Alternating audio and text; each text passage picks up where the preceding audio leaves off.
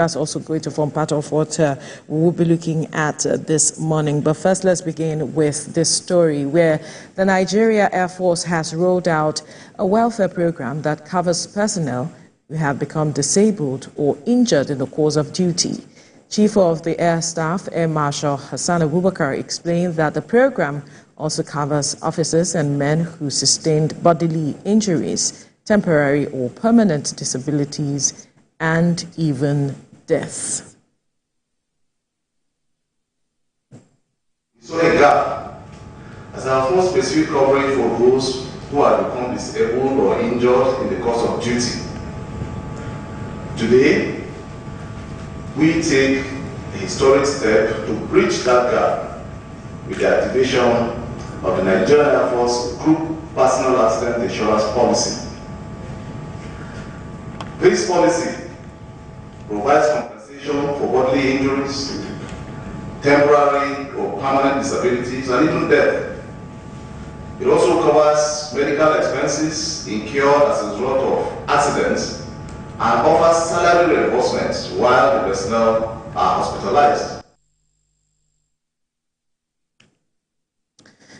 All right, it's good to see that the Air Force is taking this bold and necessary step in bridging the gap, picking or using the words he used, and it's critical because a lot of persons have been speaking about the welfare of persons like this, especially those who pay the ultimate price in the course of duty, how the country, takes care of their welfare, and it's good to see that this step is being taken, and the Chief of Air Staff, Air Marshal Hasan Abubakar, was giving a breakdown of those who benefit from it. I think is particularly holistic in my view, because it's touching on those who are disabled and every other person who sustained injuries, temporary or permanent disabilities, and the next of kins of those who lost their lives. It's crucial because those who are coming after these persons, who are seeing what is going on, these are some of the issues that determine how patriotic they get in the course of duty. They tell themselves, is it worth it at the end of the day if I give my all? What happens to those who pay the ultimate price? We've had those kinds of conversations before now.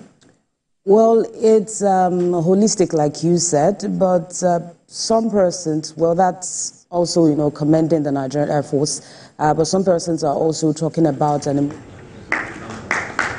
just beyond giving out checks, more of a follow-up, ensuring an implementation, ensuring streamlining of the process that those who are directly affected are, compensated. And it's great that they're actually going beyond just the next of kin of these fallen heroes, those that pay the ultimate price, also those who have been injured and may not, be able to work. So these are factors that I think the Nigerian Air Force should consider, which they have considered in the first place. But beyond that, possibly we also like to, suggest a level of, ensuring implementation of this, this support, emotional support, and this serves as a morale boost for those still in active service, saying that I really do not have to pay the ultimate price for me to be compensated, for me to be rewarded, and for me to be,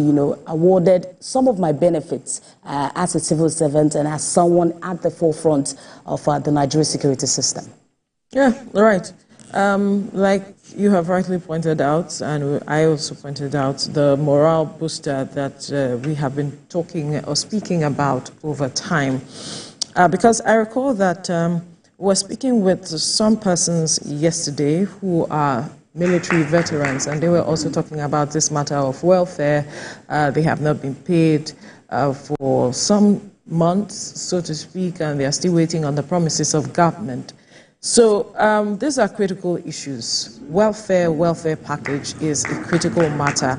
Even whether you're in the military, whether you're in the Air Force, wherever you are, even if you are a civilian, welfare packages that the people you're working for actually care about your well-being. And so that is why we're saying this is a step in the right direction. But critically is the matter of implementation, like you rightly mentioned, and also the emotional aspect, such that this persons, we can also ensure that they heal from whatever has gone on with them. Is it those that are disabled temporarily or even permanently, or those that lost members of their families, their breadwinners? Because no matter the amount you give to them, it will not bring that person back. So emotionally, there has to be that closure for every of this person at the various stages that they are going through emotional trauma or distress as it is. So I agree with you that the emotional aspect should be considered. And so maybe they should be looking at working with some non-governmental organization who handle such things, because they alone cannot handle these things. There are so many areas that needs are that need to be met. So I think that the Air Force should look at collaborating with non-governmental agencies so that they can look at other areas, specifics that can be addressed as well. And another crucial area that you mentioned is citizens actually appreciating what these people do. You talked about the role of non-governmental organizations. Most times when we see non-governmental organizations come out to, appreciate those who have worked for the country, possibly the police and all that, not much attention is really, put on the Air Force itself, the armed forces in general itself. So I think that is another part. When someone who decides to put his life on the line feels appreciated, to an extent that is a sort of reward for that individual. We'll leave the conversation here now and quickly bring